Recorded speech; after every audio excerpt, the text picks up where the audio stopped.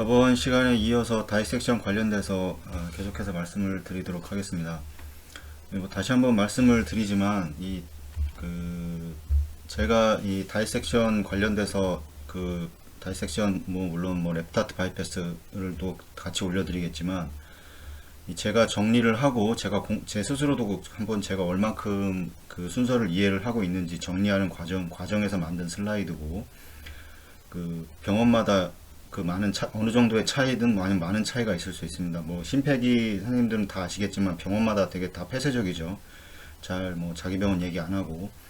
그래서 제가 저희 병원에서 실제 실행하고 있는 이야기를 말씀을 드리는 이유이고, 저랑 관련돼서 제가 같이 공부를 하는 후배들이나 선생님들한테는 이런 식으로 많이 얘기를 해주는데, 이건 분명히 병원마다 좀 차이가 있을 수 있습니다. 그런 부분들에 대해서는 학회라던가 이런 데서 만나서 이 얘기를 할 수 있으면 더 좋은 기회라고 생각을 하고, 저희 병원에서 하는 지금 방법을 말씀을 드리고 있고, 그 다음에 책에 나와 있는 내용들을 대부분 다 지키려고 합니다. 그래서 그거에 대한 그런 과정이나 전반적인 과정을 말씀을 드리는 거고, 물론 저의 의견도 저의 슬라이드이기 때문에 저의 의견도 많이 들어가 있는 게 사실입니다. 이런 부분에 대해서는 오해를 안 하셨으면 좋겠습니다. 저번 시간에 말씀을 드렸던 게, 전신 순환을 하고 나서 이제 1번 여기를 수술을 디스탈을 아나스토모시스를 시행을 하고, 이제 그라프트에 캐놀라를 연결을 해서 이제 전신 순환을 실행하죠. 그 다음에 이제 각각의 혈관들을 이 머리로 가는 혈관들을 연결을 해주게 되는데, 이 혈관의 연결 순서는 디스탈 먼저 하고, 그 다음에 2번, 3번, 5번, 4번 이런 식이라고 했는데, 이때는 이 순서는 이제 엑실라리에 이제 그라프트가 삽관이 돼서 퍼퓨전을 계속 해주는 과정에서는 이런 식의 순서를 진행을 하고, 만약에 엑실라리가 사용을 하지 않는다면 1번, 2번, 3번, 4번, 5번의 순으로 가겠죠. 이런 식으로 해서 순서는 이렇게 진행이 된다고 말씀을 드렸고, 이건 또 병원마다, 제가 알고 있는 병원들은 대부분 이렇게 하는 거로 알고 있는데, 다른 데는 어떻게 하는지 잘 모르겠습니다. 이런 것들이라든가 이런 것들을 좀 많이 앞으로 이야기가 좀 됐으면 좋겠습니다. 그래서 롤러 펌프를 사용을 하든 이제 셀렉티브 세레브럴 퍼퓨전을 진행하는 과정에서는 이제 수술 순서에 따라서 연결되어 있는 것들을 하나씩 이제 제거를 하겠죠. 거기에 따라서는 이제 압력 자체가 이 플로우를 뺀다고 위에서 말씀을 해주시기 때문에, 그런 부분에 대해서는 펌프에서 조절을 해야 된다고 조절을 하면 되는 거고, 그래서 너무 높은 압력이 형성되지 않도록 해주는 것이 중요합니다. 체온은 계속 이제 체온을 말씀을 드릴 텐데, 우리가 이제 알고 있는 것처럼 렉탈에서 측정한 온도와 이제 이걸 코어 템퍼처라고 얘기를 하고, 나소파링자를 서페이스 템퍼처라고 의미를 하게 되는데, 이 부분도 좀 다시 한번 생각을 해볼 필요가 있다고 말씀을 드렸고, 이 체외순환 과정에서 이제 옥시네이터와 히터 쿨러 사이에 이제 물을 연결하는데, 이쪽에 혈액이 들어가고 이렇게 혈액이 나간다고 했을 때 물이 들어가고 나오죠. 여기에서 이제 이 혈액에 들어가는 온도와 이 물의 온도가 이제 서로 표면에서 만나서 이제 온도 교환을 하게 되는데, 이 물의 온도와 이 혈액의 온도가 너무 많은 차이가 났을 때는 에어 엠볼리즘 에어가 생길 수 있기 때문에, 이거를 이제 4에서 보통 6도씨를 조절을 하라고 얘기를 하는데, 6도씨를 넘지 않도록 유지를 해야 되는데, 만약에 나소파링지알이 26도일 경우에 히터쿨러의 온도가 32도 이하여야 되는 겁니다. 이렇게 해서 의미를 이해하시면 될 것 같고, 이런 것들의 원리는 이거랑은 좀 다른 개념이지만, 이 바닷속에 잠수했을 때 잠수부들이 갑작스럽게 상승을 하게 되면 이제 혈관 안에 공기가 형성돼서 에어 엠볼리즘이 형성되는 것처럼 서서히 감압을 통해서 상승을 해야 된다는 경우가 좀 비슷하다고 말씀을 드렸습니다.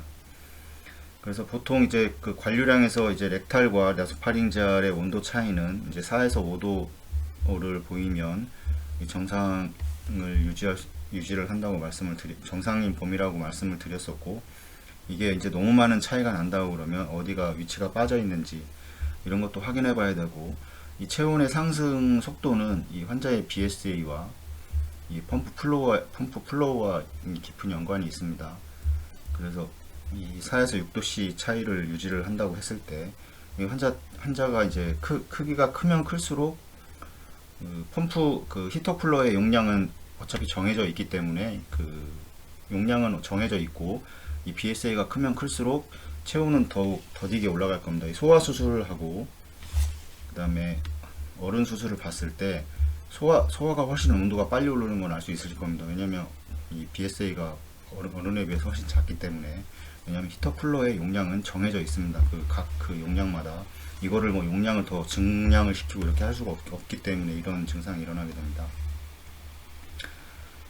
그래서 이렇게 해서 또 이제 온도 측정은 보통 네 군데를 보통 측정을 하게 되는데, 일반적으로 나소파링지알, 뭐 렉툼, 아니면 이제 그 펌프에서 이제 비너스 이제 혈액 드레인 되는 부분에 한 군데와 이제 아트렐 라인에서 한 군데, 이렇게 해서 네 군데를 측정을 보통 하게 됩니다.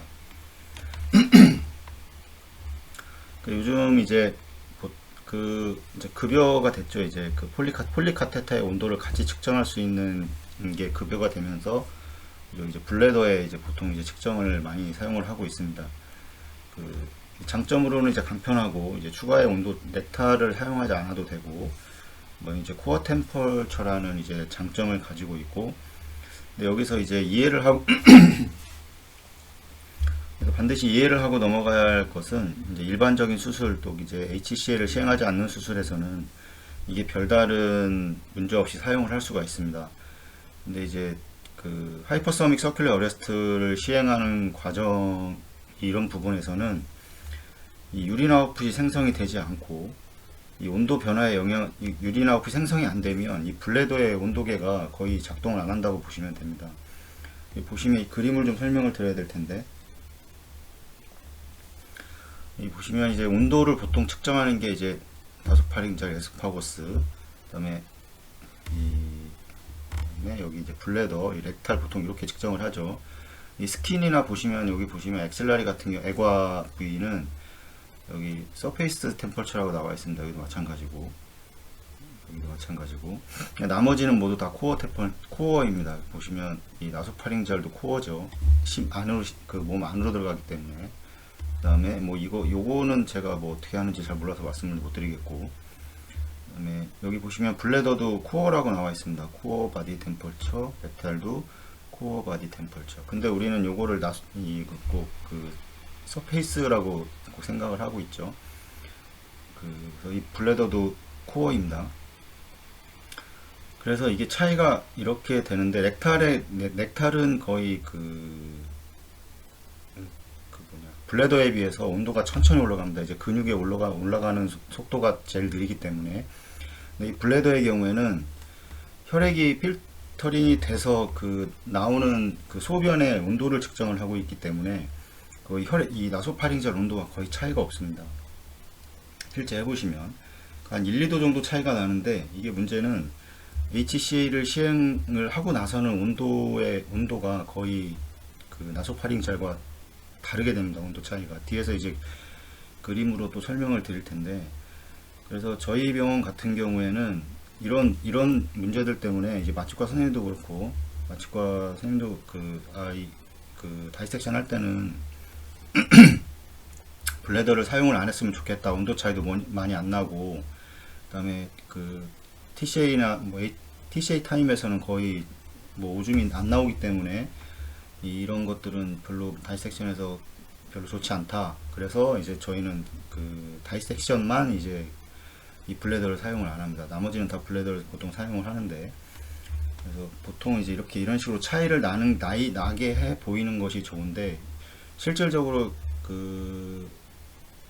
이제 블레더를 사용하고, 그 다음에 나소파링지알을 이렇게 사용을 했을 때 온도가 거의 두 개가 체온이 다 올라도 36점에서 뭐 차이가 얼마 안 납니다. 두 개 똑같기 때문에 정말 알 수 있는 코어 이 근육의 온도라든가 이런 거를 알 수가 없습니다.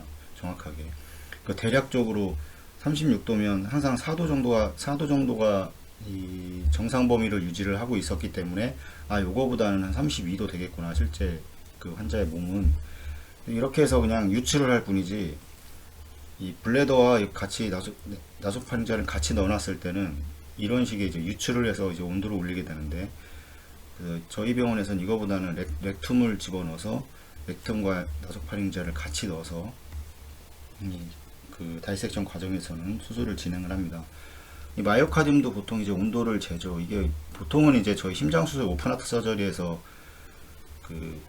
보통 재게 되는데, 이게 보통 그 마이오카디움에 직접 이렇게 니드로 돼 있어 가지고 이 니드를 마이오카디움에 이렇게 다 꼽을 수가 있습니다. 이게 아마 지금도 사용하시는 분이 계신데, 그 카디오플레지아를 주입하는 게 보통 이건 카디오플레지아 설명을 드려야 되겠지만 두 가지죠. 이 케미칼 어레스트와 그 다음에 이제 메카니컬 어레스트 두 가지로 이게 나눠지게 되는데, 이 케미칼 어레스트는 이제 보통 아시다시피 이제 포타슘에 의한 이제 어레스트를 유도를 하는 거고, 메카니컬 어레스트는 이 체온을 떨어뜨리면 심장도 이제 멈춥니다.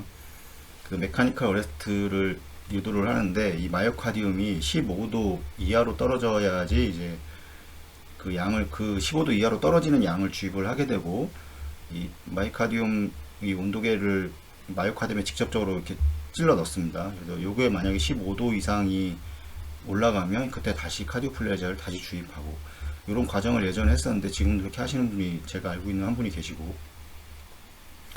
그래서 이게 보통 그래서 저희가 블러드 카디오플레지아를 쓸 때 이 15도의 마이오카디움이 15도 이하로 돼야 된다는 이것 때문에 보통 블러드 카디오플레지아의 경우는 뭐 20분에서 25분, 뭐 많게는 30분까지 해서 이제 세컨 도즈를 주게 되는 이런 과정을 거치게 됐던 겁니다. 그래서 마이오카디움 온도를 15도로 낮추기 위해서 이런 온도계를 사용을 해서, 여기 보시면 이렇게 써 있는 거고, 우리 몸의 온도 잴 수 있는 건 보통 대략적으로 이만큼입니다. 이 두 개는 보통 이렇게 잘 사용을 안 하는데, 크게는 이렇게 하고 있고, 이런 거에 대해서 좀 이해를 하고 계셔야 되고, 여기 설명을 드렸지만 이 유린이 배출되지 않는 상황, ESRD 환자 같은 경우는 이런 코어 템퍼처 역할을 정상적으로 하기가 좀 쉽지는 않습니다.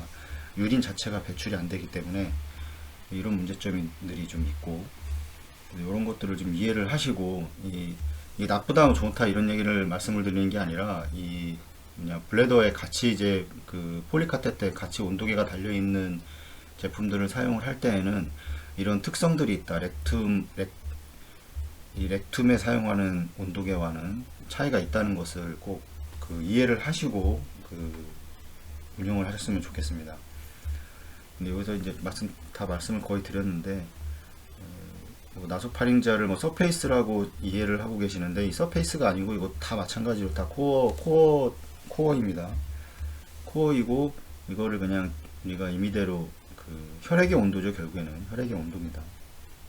이건 서페이스 온도는 이미 말하면 이게 엑실라리와 이 스킨을 서페이스라고 그러고, 이걸 결국에는 혈액 온도죠. 이제 혈액 온도와 이제 근육의 온도라고 생각을 하시면 됩니다. 마이오카디움은 렉탈은 이 두 개의 차이를, 저희가 수술하면서 체온이 올랐는지 안 올랐는지 확인하는 방법이 이렇게 마취과 쪽에 가서 등 쪽을 이렇게 만져보기도 하고 보통 그러죠. 온도계가 맞나 안 맞나 이런 여러 가지 그런 행동들도 좀 하게 되는데, 이제 혈액의 온도와 근육의 온도가 보통 이제 다이섹션 과정에서는 4에서 5도 정도가 차이가 난다는 거.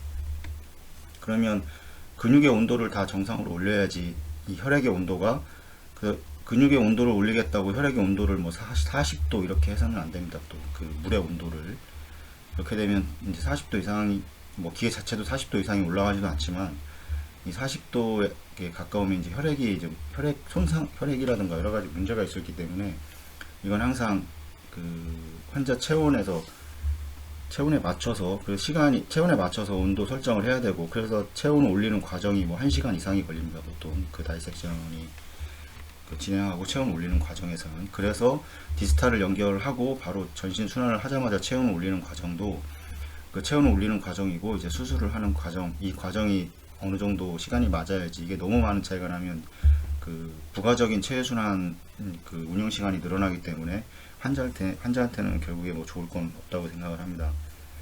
그리고 또 앞에서 말씀드렸던 내용이고, 이거 빼고는 다 코어 템퍼처라는 거고, 그러니까 코어라고 해서 서페이스라고 그래가지고 표면 온도 이렇게 생각을 하시면 안 되고, 혈액 온도와 근육의 온도라고 생각을 하시면 됩니다. 그래서 이것도 마찬가지로 다 말씀을 드렸던 겁니다. 그래서 이해를 하셔야 되는 게 이제 사용을 하면서 블레더를 사용을 하면서 이런 문제점들이 있으니 이런 문제라기보다는 이런 차이점들이 있기 때문에 꼭 이해를 하셔야 되고 이해를 한 다음에 그거를 사용을 하셔야 되고 만약에 제 생각은 저희는 그래서 요거를 계속 사용을 하다가 저희 병원에서는 이런 문제점들이 좀 있어서 그 수술하면서 이게 진짜 온도인지 아닌지 좀 판단하기도 힘들고 그래서 이제 다시 다이섹션 관련돼서는 이제 이 렉타를 다시 집어넣기 나소파링젤과 렉타를 두 개를 사용하고 이 펌프에서도 이 온도를 측정을 하려고 합니다. 그래서 저희가 그 프랍이 하나밖에 없어서 펌프에서는 그 한 개를 뭐 아테리아 꼽았다 비너스에 꼽았다 왔다 갔다 해서 이제 보기도 하는데 뭐 이런 식으로 해서 수술을 진행을 합니다. 요거는 이제 이 뒤에는 이제 실제 그 수술 중에 그 측정되었던 온도를 가지고 다음 시간에 설명을 드리도록 하겠습니다. 제 개인적인 생각을 또 하나 말씀을 드리면 만약 이제 뭐 판막의 문제라던가 이런 문제로 인해서 심장이 상태가 되게 안 좋은 환자들이 많잖아요. 뭐 AR AR, MR 뭐 이런 환자들 뭐 심장도 엄청 커져 있고. 근데 다이섹션 경우에는 솔직히 체외순환 관련돼서는 그렇게 제 개인적인 생각은 그 체외순환 과정에서 어렵다는 생각을 안 합니다. 물론 과정이 좀 더 복잡할 수는 있습니다. 여러 가지 뭐 세레브랄에 퍼퓨전을 해줘야 되고 뭐 토탈 서큐 어레스트 타임이 있고 뭐 이런 전체적인 과정이 좀 복잡해서 그런 거지 실제적으로 환자의 심장은 대부분 보면 다이섹션 환자들이 심장 자체는 그렇게 큰 문제가 없고 혈관에 문제가 있기 때문에 이 수술이 뭐 빨리 수술이 잘 됐냐 안 됐냐는 뭐 체외순환 뭐 이런 걸 떠나서 거의 대부분은 서전의 스킬입니다. 서전의 능력이 뛰어나면 뛰어날수록 빨리 끝나서 환자도 좋아지는 거고 저희는 거기 맞춰서 할 뿐입니다. 근데 이제 뭐 계속해서 말씀을 드리지만 이런 AR, MR, 이 판막 질환, 뭐 TR도 마찬가지죠. 이런 판막 질환이라던가 아니 환자 이젝션 프랙션이 거의 많이 떨어져 있는 환자들 같은 경우에는 이 체외순환 쪽에서의 역할이 상당히 중요하다고 저는 개인적으로 생각을 합니다. 뭐 그 부분에 대해서는 계속 말씀을 드렸었고 보시면 다이섹션이 뭐 되게 어렵다 뭐 이런 얘기들 말씀하시는데 이런 순서를 정확하게 이해를 하면 저희가 뭐 그렇게 어려울 거는 없습니다. 제 생각은 그렇습니다. 이 부분도 뭐 이런 얘기들을 잘 안 하시는데 저 개인적인 생각으로 저희 후배들한테는 이렇게 얘기를 합니다. 다이섹션이 일반적인 아니 이런 판막 질환을 가진 환자들보다는 그렇게 어렵지 않다는 거 실제적으로 제 생각은 그렇습니다. 시청해 주셔서 감사합니다.